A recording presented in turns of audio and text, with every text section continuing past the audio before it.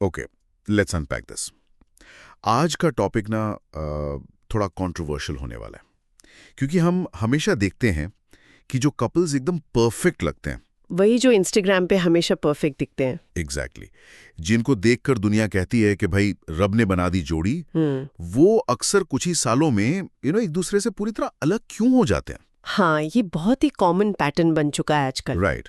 या फिर अगर हम आज के मॉडर्न डेटिंग सीन की बात करें, जहां हजारों मैचिंग एल्गोरिदम्स हैं, तो लोग पहले से कहीं ज्यादा अकेले और फ्रस्ट्रेटेड क्यों फील कर रहे हैं। तो आज की इस डीप डाइव में हम रोमांस और डेटिंग के उस सबसे बड़े मिथ को तोड़ने वाले हैं जिसे सब कॉम्पैटिबिलिटी कहते हैं। बिल्कुल, और ये बहुत ज़रूरी डिस्कशन है। हाँ, और मैं बता दूं कि हमारा ये जो आज का पूरा डिस्कशन है, ये the book love, lust, lies and liaison by Gurmeet Brar से इंस्पायर्ड है। ये एक ऐसा टॉपिक है ना जो डायरेक्टली इंसान की मेंटल पीस को अफेक्ट करता है। हम लोग अक्सर ये मान लेते हैं कि एक सक्सेसफुल रिलेशनशिप बस एक मैजिकल इत्तेफाक है, जैसे फेरी टेल्स में होता है। हाँ, जहाँ दो लोग मिले, उनकी वाइब्स मैच हुई और बस सब अपने आप सेट हो गया। लेकिन असल में जो डेटा एंड साइकोलॉजी हमारे सामने है ना, वो एक बिल्कुल अलग ही कहानी बता रही है। तो चलिए इसको थोड़ा डीपली समझते हैं। आज का हमारा मिशन बेसिकली ये डिकोड करना है कि ये जो सोलमेट वाला कॉन्सेप्ट है, ये आखिर फेल क्यों होता है, और वो असली सीक्रेट क्या है जो किसी भी रिश्ते को लंबे वक्त तक टिका कर रखता है। सही कहा। अगर मैं इसको एक बहुत आसान एनालॉजी से समझाऊं, तो एक परफेक्ट पार्टनर ढूंढना किसी महंगे डिजाइनर शोरूम में जाके एक रेडीमेड परफेक्ट फिट सूट खरीदने जैसा बिल्कुल नहीं है। ओह, ये बहुत अच्छा कंपैरिजन है। राइट। आज का यूथ हमेशा इसी रेडीमेड फिट के चक्कर में रहता है। मतलब पहली डेट पर अगर वाइब्स मैच नहीं हुई या म्यूजिक टेस्ट अलग निकला तो तुरंत स्वाइप लेफ्ट। जबकि असल में एक रिश्ता बनाना ना एक बहुत ही प्रीमियम रॉ फैब्रिक चुनने जैसा है। उस फैब्रिक को आपको वक्त के साथ अपनी जरूरतों और बदलते मौसम के हिसाब से लगातार टेलर करना पड़ता है। बिल्कुल। और ये जो टेलरिंग वाली एनालॉजी है ना, ये the book love, lust, lies and liaison के कोर आइडियाज को बहुत परफेक्टली कैप्चर करती है। गुरमीत बरार भी इसी बात पर जोर देते हैं कि एक सक्सेसफुल रिलेशनशिप कोई जादू नहीं है, बल्कि ये कॉन्शियस चॉइस है। एक कॉन्शियस चॉइस, राइट। हाँ, जब हमारा पूरा फोकस सिर्फ वाइब्स या उस इनिशियल केमिस्ट्री पर होता है ना, तो हम उस मेहनत को इग्नोर कर देते हैं जो दो अलग अलग इंसानों को एक साथ जोड़े रखने के लिए चाहिए। तो यहाँ एक सवाल आता है, अगर वो परफेक्ट फिट या पर्सनालिटी का सेम होना पहले दिन से जरूरी नहीं है, तो साइंस के हिसाब से एक लॉन्ग टर्म रिलेशनशिप आखिर काम कैसे करती है? इसको हम ऐसे देख सकते हैं, क्योंकि हमारी पूरी सोशल प्रोग्रामिंग तो यही कहती है ना कि कोई आपके लिए एकदम परफेक्ट बना है। सही बात है, पर साइंस इस परफेक्ट मैच वाले आइडिया को पूरी तरह से रिजेक्ट करती है। फेमस साइकोलॉजिस्ट जॉन गॉटमैन का काम इसका सबसे बड़ा प्रूफ है। ओ, गॉटमैन, उन्होंने वो लव लैब बनाया था ना? एग्जैक्टली। उन्होंने अपने लव लैब में दशकों तक हजारों कपल्स को ऑब्जर्व किया और उनकी रिसर्च का सबसे शॉकिंग रिजल्ट ये था कि पर्सनैलिटी सिमिलैरिटी, यानी दोनों पार्टनर्स का एक जैसा होना, रिश्ते की सक्सेस की कोई गारंटी नहीं है। Wait, really? मतलब सिमिलर होना मैटर नहीं करता? बिल्कुल नहीं। जो चीज वाकई मैटर करती है वो है कॉन्फ्लिक्ट रेजोल्यूशन, यानी आप लड़ाई को कैसे सुलझाते हैं, और अफेक्शन मेंटेन करना। तो इसका मतलब ये हुआ कि सक्सेसफुल कपल्स वो नहीं है जो कभी लड़ते नहीं है। हाँ, ये तो सबसे बड़ा मिथ है कि हैप्पी कपल्स लड़ते नहीं है। राइट, बल्कि वो हैं जो लड़ाई होने पर उस सिचुएशन को ठीक से मैनेज करना जानते हैं।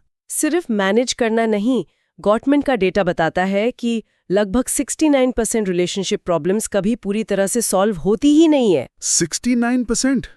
ये तो बहुत ज्यादा है। हाँ, इन्हें अनसॉल्व्ड कॉन्फ्लिक्ट्स कहते हैं। पर जो सक्सेसफुल कपल्स होते हैं वो इन परमानेंट डिफरेंसेस के बावजूद एक दूसरे की रिस्पेक्ट करना नहीं छोड़ते। और इसी चीज को सोशल साइकोलॉजिस्ट ईली फिंकल ने रिलेशनशिप वर्क और अकोमोडेशन कहा है। अकोमोडेशन, थोड़ा इसको सिंपल टर्म्स में समझाएंगे? जरूर। मतलब जब एक पार्टनर स्ट्रेस में हो या गुस्से में रिएक्ट करे, तो दूसरा पार्टनर तुरंत पलटकर अटैक करने के बजाय थोड़ा एडजस्ट करे। ये जो मेहनत है ना, ये उस रोमांटिक केमिस्ट्री से कहीं ज्यादा जरूरी है। वही जो एफर्ट हम डालते हैं। और यहाँ पर मुझे लगता है the book love, lust, lies and liaison का जो पर्सपेक्टिव है वो बहुत रेलेवेंट है, क्योंकि Gurmeet Brar is of the opinion कि जो कपल शुरू में एक दूसरे के लिए एकदम इनकम्पैटिबल लगते हैं, जिनकी आदतें बिल्कुल अलग होती हैं, राइट, जिनका बैकग्राउंड अलग है, हॉबीज अलग हैं, वो कपल्स भी अपने एडजस्टमेंट्स और अंडरस्टैंडिंग के दम पर एक बहुत ही हेल्दी रिलेशनशिप खड़ा कर सकते हैं। यानी डिफरेंसेस होना कोई वीकनेस नहीं है, बल्कि एक स्ट्रॉन्ग फाउंडेशन बनाने का मौका है। वही तो। और यहीं पर ये सोलमेट वाला आइडिया बहुत डेंजरस हो जाता है। एक बहुत इंपॉर्टेंट स्टडी आई थी journal of personality and social psychology में। अच्छा, उसमें क्या था? उसमें देखा गया कि जो कपल्स डीपली बिलीव करते हैं कि वो सोलमेट्स हैं या डेस्टिनी ने उन्हें मिलाया है, हाँ, डेस्टिनी और यूनिवर्स वाली बातें। राइट, उन्हीं कपल्स के ब्रेकअप होने के चांसेस सबसे ज्यादा होते हैं। एक मिनट, ये तो पूरा उल्टा हो गया। तो क्या इसका मतलब ये है कि हमारी सारी रोमांटिक मूवीज, वो रोम कॉम्स और नॉवेल्स हमें सालों से गलत रास्ता दिखा रही हैं? क्या सोलमेट पर बिलीव करना वाकई टॉक्सिक हो सकता है? What's fascinating here is कि हाँ, ये वाकई रिलेशनशिप के लिए टॉक्सिक हो सकता है। Oh wow. कैसे? इसके पीछे की साइकोलॉजी बहुत सिंपल है। जब कोई ये मान लेता है कि उसका पार्टनर उसका सोलमेट है, तो उसकी एक्सपेक्टेशंस आसमान छूने लगती हैं। राइट, उन्हें लगता है बिना बोले सब समझ आ जाएगा। एग्जैक्टली, उन्हें लगता है कोई एफर्ट नहीं डालना पड़ेगा, कभी कोई फाइट नहीं होगी। फिर जब रियल लाइफ की प्रॉब्लम्स आती हैं या कोई बड़ा आर्ग्यूमेंट होता है, तो वो तुरंत सोचते हैं कि ओ शायद ये मेरा सोलमेट है ही नहीं। और वो रिश्ता ठीक करने के बजाय वहां से निकलने का सोचते हैं। बिल्कुल। जबकि दूसरी तरफ जो लोग मानते हैं कि रिश्ता एक प्रोसेस है जहां लगातार काम करना पड़ता है, वो उन प्रॉब्लम्स और रेड फ्लैग्स को साथ मिलकर सॉल्व कर लेते हैं। ये तो पूरी पिक्चर ही बदल देता है। मतलब फिल्मों का जो हैप्पीली एवर आफ्टर होता है वो एक्चुअली एंडिंग नहीं है, बल्कि रिलेशनशिप वर्क की शुरुआत है। सही कहा। अब इसको अगर हम हिस्ट्री के नजरिए से देखें, जब ये डेटिंग एप्स नहीं थे, जब कोई एल्गोरिदम आपका म्यूजिक टेस्ट मैच नहीं करता था, तब लोग अपना लाइफ पार्टनर कैसे चुनते थे? अगर ये सोलमेट का कॉन्सेप्ट एक मॉडर्न इन्वेंशन है, तो पास्ट में लोग जोड़े कैसे बनाते थे? इसका जवाब हमें एवोल्यूशनरी साइकोलॉजी देती है। जैसे डेविड बस और हेलेन फिशर की रिसर्च बताती है कि ह्यूमन हिस्ट्री के मोस्टली टाइम पीरियड में कभी भी केमिस्ट्री या कंपैटिबिलिटी के बेस पर शादी या पेयर बॉन्डिंग हुई ही नहीं। तो फिर रिलेशंस बनते कैसे थे? ह्यूमैनिटी इतने हजारों साल सरवाइव कैसे कर गए बिना कंपैटिबिलिटी के? क्योंकि बेस कुछ और ही था। बेस था सोशल, इकोनॉमिक और फैमिली स्ट्रक्चर्स, जिसे किनशिप बॉन्ड्स कहते हैं। अच्छा। हाँ, जैसे दो ग्रुप्स के बीच पीस मेंटेन करनी हो, रिसोर्सेज शेयर करने हो या चिल्ड्रन के सेफ फ्यूचर की गारंटी चाहिए हो, इन्हीं वजहों से लोग साथ आते थे। हमारे ब्रेन में कभी परफेक्ट मैच ढूंढने के लिए इवॉल्व ही नहीं किया, बल्कि उसने फ्लेक्सिबिलिटी और रेसिप्रोसिटी डेवलप की, यानी लचीलापन और एक दूसरे का साथ देना। इंसान की सबसे बड़ी ताकत यही है कि वो मुश्किल हालात में एक अनजान इंसान के साथ भी कॉम्प्रोमाइज करके सक्सेसफुल लाइफ जी सकता है। Here's where it gets really interesting. अगर मैं इस फ्लेक्सिबिलिटी को आज की मॉडर्न दुनिया के एक स्टार्टअप से कंपेयर करूँ ना, तो बात एकदम क्लियर हो जाती है। स्टार्टअप से कैसे? हाँ, देखिए, अगर दो लोग मिलकर एक कंपनी शुरू कर रहे हैं, तो एक सक्सेसफुल स्टार्टअप के लिए ये जरूरी नहीं है कि दोनों को फाउंडर्स की पर्सनैलिटी बिल्कुल सेम हो। इनफैक्ट ये नुकसानदायक हो सकता है। राइट, क्योंकि दोनों एक ही चीज में अच्छे होंगे। एग्जैक्टली। अगर दोनों ही विजनरी हैं, पर किसी को ऑपरेशंस मैनेज करना नहीं आता, तो कंपनी तो डूब जाएगी। एक रिलेशनशिप में भी दोनों को एक दूसरे के ब्लाइंड स्पॉट्स को कवर करना आना चाहिए। एक रिस्क टेकर है तो दूसरे को थोड़ा प्रैक्टिकल होना चाहिए। रियलिटी कोई बाइनरी चीज नहीं है, मतलब सिर्फ यस या नो नहीं होता। बिल्कुल ऐसा नहीं है कि यू आइदर हैव इट और यू डोंट। दो बिल्कुल अलग लोग वक्त के साथ अपने एडजस्टमेंट से एक दूसरे के लिए कंपैटिबल बन जाते हैं। पर यहाँ एक प्रॉब्लम है। अगर हिस्ट्री और एवोल्यूशन में कंपैटिबिलिटी मैटर नहीं करती थी और हम इतने फ्लेक्सिबल हैं, तो आज का जो यूथ है वो इस परफेक्ट मैच के पीछे इतना पागल क्यों है? ये बहुत बड़ा सवाल है। आज हर कोई एक रेडीमेड परफेक्ट इंसान क्यों ढूंढ रहा है? If we connect this to the bigger picture, हमें सोशियोलॉजी की तरफ देखना होगा। पियर बर्डियो नाम के एक फेमस सोशियोलॉजिस्ट थे। उन्होंने एक कॉन्सेप्ट दिया था, हैबिटस। हैबिटस ये कैसे काम करता है और इसका आज की डेटिंग से क्या कनेक्शन है? हैबिटस का मतलब है कि हमारी जो भी पसंद है ना, हमारे हॉबीज, हमारा लाइफस्टाइल, यहाँ तक कि हमें कौन अट्रैक्टिव लगता है, ये सब हमारा सोसाइटी और क्लास हमारे अंदर प्रोग्राम करता है। Social programming. हाँ, मतलब सोचिए, डेटिंग ऐप पर दो लोग मिलते हैं, दोनों को इंडी मूवीज पसंद है, दोनों वीगन है और दोनों को एक ही टाइप की कॉफी पसंद है। वो देखते ही बोलेंगे, ओ माय गॉड, हमारी वाइब्स क्या मैच हो रही हैं, हम तो सोल मेट्स हैं। हाँ, आजकल सब यही बोलते हैं। पर बॉर्डियो कहते हैं ये कोई जादू नहीं है, ये बस इसीलिए है क्योंकि वो दोनों एक ही सोशल और इकोनॉमिक बैकग्राउंड से आते हैं, उनकी कंडीशनिंग एक जैसी हुई है, पर लोग इस सोशल प्रोग्रामिंग के रिफ्लेक्शन को ट्रू लव मान लेते हैं। तो क्या ये जो मैचिंग एल्गोरिदम्स हैं जो हमें हमारे वीकेंड प्लान्स और म्यूजिक टेस्ट के बेसिस पर स्वाइप करवा रहे हैं, वो एक्चुअली हमें गलत डायरेक्शन में ले जा रहे हैं? बिल्कुल, वो बस हमें हमारे जैसे लोगों के एको चेम्बर में डाल रहे हैं ना? एग्जैक्टली। और इस ट्रैप को सोशियोलॉजिस्ट जिगमंड बॉमन का लिक्विड लव का कॉन्सेप्ट और क्लियर करता है। वो कहते हैं आजकल रिश्ते पानी की तरह लिक्विड और टेम्परेरी हो गए हैं। Liquid love. आज किसी को ऐप पर कोई मिलता है और अगर उसमें जरा सी भी कमी दिखी, जैसे मान लीजिए रिप्लाई आने में थोड़ी देर हो गई या उनका पॉलिटिकल ओपिनियन अलग निकला, तो बस तुरंत उसे रेड फ्लैग बोलकर स्वाइप लेफ्ट। वो उस रेडीमेड आइडियल पार्टनर को ढूंढते रहते हैं जिसमें कोई फ्लॉ ना हो, बजाय इसके कि वो रिलेशनशिप की एक्चुअल ग्रोथ पर वक्त दें। ये तो वाकई एक मॉडर्न ट्रैप है। सोशल मीडिया और मार्केटिंग ने मिलकर एक मिराज, एक इल्यूजन खड़ा कर दिया है। लेकिन चलिए इस डीप डाइव को एक नई दिशा में ले जाते हैं। जरूर। अगर हमें अपने जैसा सेम टू सेम पार्टनर नहीं ढूंढना चाहिए और डिफरेंसेस नॉर्मल हैं, तो फिर दो बिल्कुल अलग लोगों के बीच वो इंटिमेसी, वो गहरा प्यार एक्चुअली पैदा कैसे होता है? इसका सबसे सीधा जवाब साइकोलॉजिस्ट कार्ल रॉजर्स के काम में मिलता है। उनका मानना था कि किसी भी स्ट्रॉन्ग कनेक्शन के लिए ट्रेट्स के सिमिलर होने से ज्यादा एम्पैथी की जरूरत होती है। एम्पैथी यानी सामने वाले की जगह खुद को रखकर देखना। हाँ, जब आप अपने पार्टनर को उसकी सारी कमियों और अलग विचारों के साथ एक्सेप्ट करते हैं ना कि उसे बदलने की कोशिश करते हैं, तो वो एम्पैथी एक सेफ स्पेस बनाती है, वहीं से असली इंटिमेसी आती है।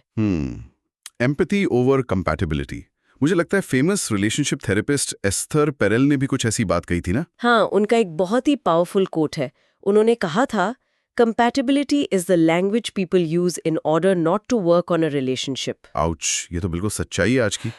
कंपैटिबिलिटी सिर्फ एक बहाना बन गया रिलेशनशिप में मेहनत ना करने का। बिल्कुल। और परेल ये भी समझाती हैं कि दो लोगों के बीच जो डिफरेंसेस होते हैं ना, वो एक्चुअली रिश्ते में एक सेक्सी स्पेस क्रिएट करते हैं। सेक्सी स्पेस मतलब? सोचिए अगर दो लोग हर वक्त हर बात पर अग्री करें, कुछ वक्त बाद वो रिश्ता कितना बोरिंग और प्रिडिक्टेबल हो जाएगा। हाँ, एकदम फ्लैट लाइन जैसा। लेकिन जब दो अलग माइंडसेट वाले लोग साथ होते हैं, तो उनके बीच जो थोड़ा वैचारिक फ्रिक्शन होता है, एक टेंशन होती है, वो उस पैशन को जिंदा रखती है। कंस्ट्रक्टिव फाइटिंग एक्चुअली रिश्ते को स्ट्रॉन्ग बनाती है। So what does this all mean? क्योंकि रुकिए, यहाँ पर मुझे थोड़ा पुश बैक देना होगा। हाँ, बताइए। पॉप साइकोलॉजी आजकल यही सिखाती है कि अगर रिश्ते में लगातार लड़ाई हो रही है या फ्रिक्शन आ रहा है, तो वो एक टॉक्सिक रिलेशनशिप का सबसे बड़ा रेड फ्लैग है और आपको वहां से निकल जाना चाहिए। तो ये कंस्ट्रक्टिव फाइटिंग और टॉक्सिक फाइटिंग के बीच का फर्क कैसे पता चलेगा? ये बहुत वैलिड क्वेश्चन है। देखिए, journal of marriage and family में आई रिसर्च इस डिफरेंस को बहुत क्लियरली समझाती है। टॉक्सिक लड़ाई वो होती है जहां ईगो टकराता है, जहां इंसान प्रॉब्लम पर फोकस करने के बजाय सीधा पार्टनर के कैरेक्टर पे अटैक करता है, यानी इंसल्ट करना या नीचा दिखाना। एग्जैक्टली। लेकिन कंस्ट्रक्टिव कॉन्फ्लिक्ट रेजोल्यूशन में पूरा फोकस सिर्फ उस प्रॉब्लम को सॉल्व करने और पर्सनल ग्रोथ पर होता है। दोनों लोग डिसएग्री करते हैं, बहस भी करते हैं, लेकिन उनकी नीयत एक दूसरे को समझने की होती है। मतलब वो फ्लेक्सिबिलिटी दिखाते हैं मिडिल ग्राउंड निकालने के लिए। हाँ, और सच बताऊं तो बिना मतलब की शांति अक्सर उन रिलेशनशिप्स में होती है जहां लोग एक दूसरे की परवाह करना ही छोड़ देते हैं। मतलब लड़ाई अपने पार्टनर के खिलाफ नहीं है, बल्कि आप दोनों एक टीम बनकर उस प्रॉब्लम के खिलाफ लड़ रहे हैं। बिल्कुल वही। और इस टीम वर्क को साइकाइट्रिस्ट एम स्कॉट पेक बहुत अच्छे से डिफाइन करते हैं।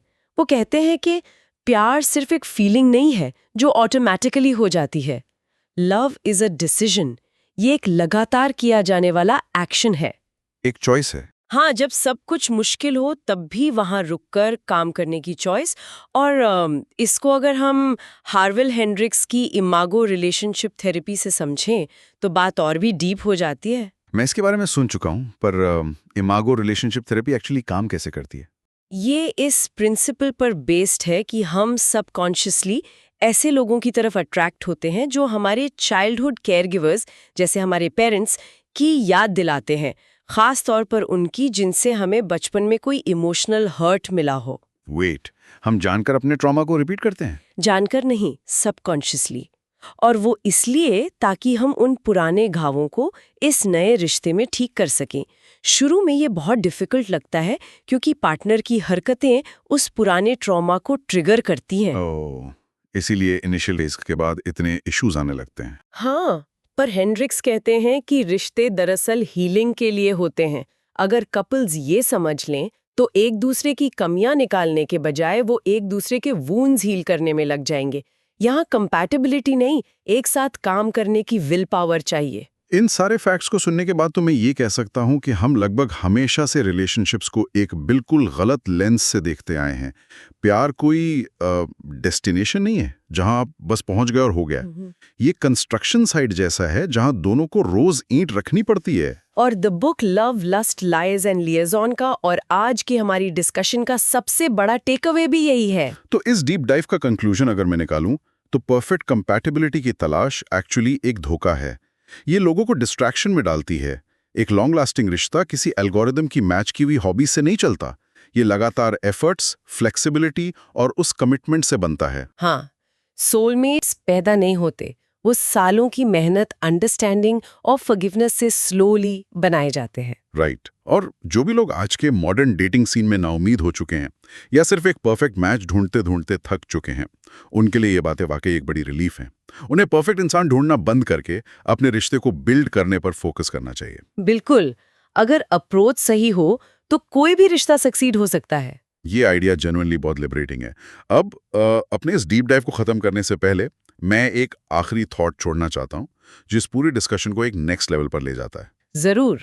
अगर हम ये पूरी तरह से मान लें कि प्यार कोई पहले से तय की हुई कंडीशन या केमिस्ट्री नहीं है, बल्कि प्योरली एक चॉइस और एक्शन है, तो थ्योरेटिकली अगर दो लोग पूरी तरह से रिलेशनशिप वर्क करने को तैयार हों, वो अपना सारा ईगो साइड में रख दें और एक दूसरे को एम्पैथी दिखाएं, तो क्या वो दुनिया के किसी भी इंसान के साथ एक गहरा, रोमांटिक और सक्सेसफुल रिश्ता बना सकते हैं? क्या प्यार वाकई एक ऐसी स्किल है जिसे अगर सीख लिया जाए तो आप किसी के भी साथ उसे मास्टर कर सकते हैं? ये एक ऐसा सवाल है जो रोमांस की हर डेफिनेशन को चैलेंज करता है। और इसी थॉट के साथ हम आज का ये डीप डाइव यहाँ रैप अप करते हैं। ये वाकई एक बहुत ही डीप और सोचने पर मजबूर कर देने वाला थॉट है। अगले डीप डाइव में आपसे एक नए टॉपिक के साथ फिर मुलाकात होगी। तब तक के लिए कीप बिल्डिंग दोज रिलेशनशिप्स।